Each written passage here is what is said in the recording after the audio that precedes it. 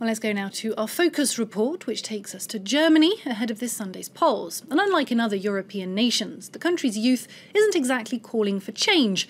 Neither is it feeling the pull of extremes. The Merkel generation of young people, who've only known one chancellor, would like her to stay in charge.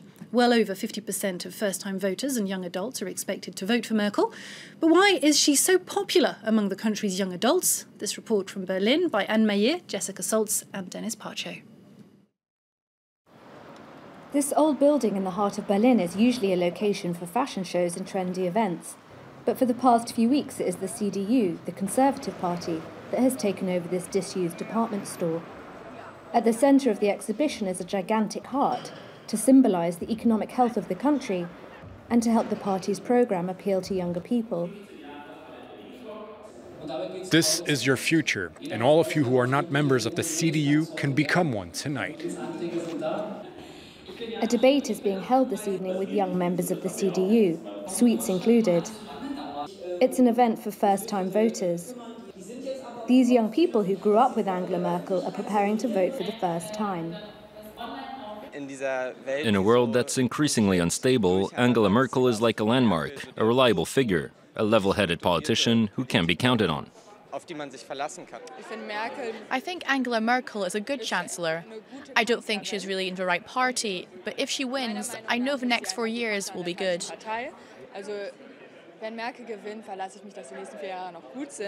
Like them, 57% of 18 to 21-year-olds say they want to vote for Angela Merkel. It's a new electoral pool for the Conservatives. Angela Merkel has changed the CDU. She's made the party state-of-the-art, and this obviously explains why we're so popular today. The party hired a communications agency to help create a more modern image of the CDU. For the first time in years, membership is on the rise. Party supporters are mobilising, just like Leon, who we meet as he is leaving school. These days, I don't get back home until 9 or 10 p.m. I do 10 or more hours a day. Leon is in his final year of school. He juggles lessons with his work on the election campaign. Today he has come to stock up on materials. Among the brochures and stickers is a campaign poster showing the famous Merkel diamond. Merkel's hands are always forming this diamond shape. It represents her pretty well. It's a symbol of her political style. Reliability, continuity. With her, we know what we're voting for. Like Leon, the Merkel generation does not dream of revolution, but of continuity. Germany is doing well. Youth unemployment is just over 5%. But these young activists are challenged by difficult discussions when campaigning outside supermarkets. I voted all my life for the CDU. I always thought they were the best for the country, but this time it's over. By modernising her party and her policy, Angela Merkel has seduced many voters of the younger generation. But others have been turned off by her and are now tempted by populism or to simply abstain. It's an issue that worries young Germans.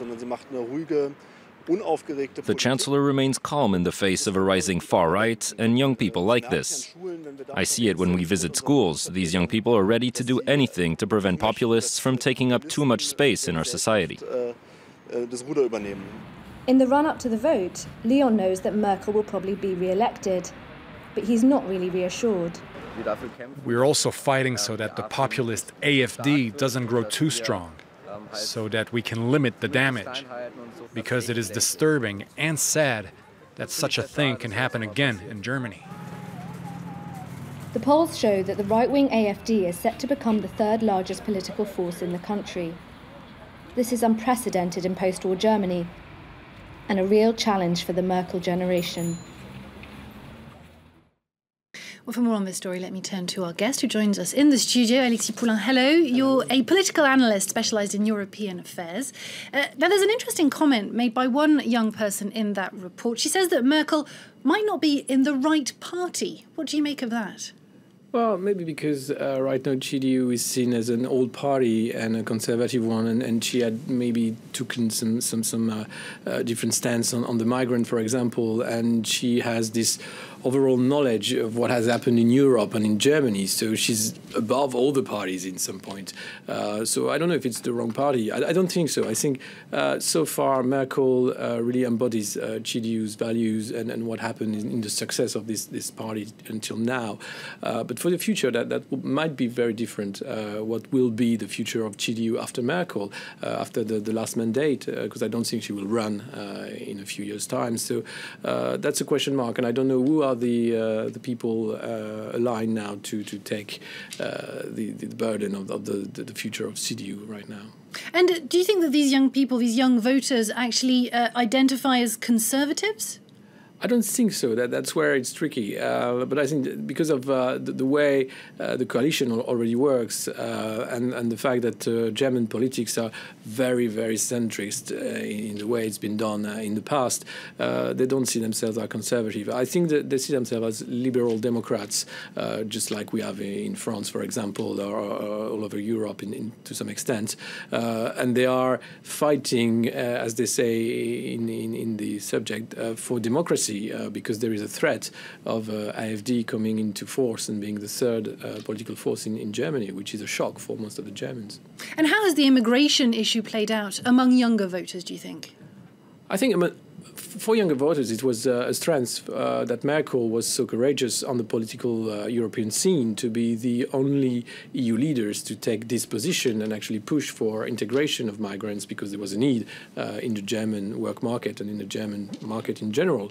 So I think it's very good for our image and for the young people who are more open to this. On the drawback of this is that the AfD took it and made it an opportunity to raise in the polls and get into this position of force because of what Merkel decided to do for the migrant crisis. Now, as we've been hearing during what has been a rather lacklustre and slow campaign, apathy is one of the big issues, whether there'll be enough turnout. Are young people likely to turn out in big numbers, do you think? I don't know. We'll have to see on Sunday what will be the outcomes. Surely they will vote because of the threat of the AfD. I think they are concerned about this as young voters. But like in any big European democracy, I think the apathy is the big name in any elections. So it won't be a case of generation gap or things like that. But I think there is a voting fatigue. People don't understand why they vote for it. The policies are always the same.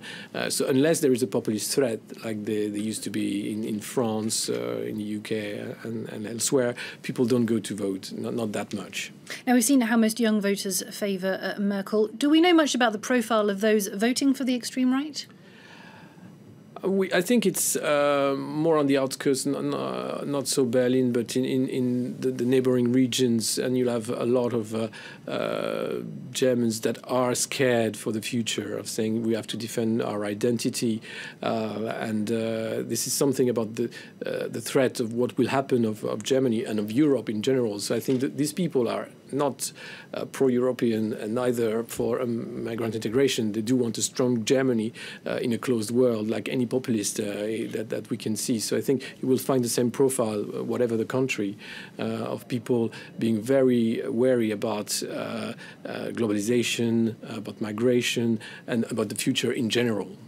Despite Germany doing so well economically. Now, if Merkel is to be re-elected as expected, what challenges will it throw up for her if she faces a far-right opposition? Well, first there will be the status of the coalition. I mean, who will she be governing with? That's a big question. And then what will be the strengths of the AfD? What will be the figures coming out of the polls and the voting station on Sunday? She will have surely to be flexible and decide differently on the big issues of migration, Europe, and things like that. So she will not be in a position of strength herself, and she will have to manage like she did with the migrants, being in one position and then the next. That's how she managed to be 12 years in power. But for the last mandate, I think will be quite difficult for her, quite bleak and maybe dangerous to some extent if AfD actually is growing even stronger. Thank you very much, Alexis Poulain, for having spoken to us. Thank you.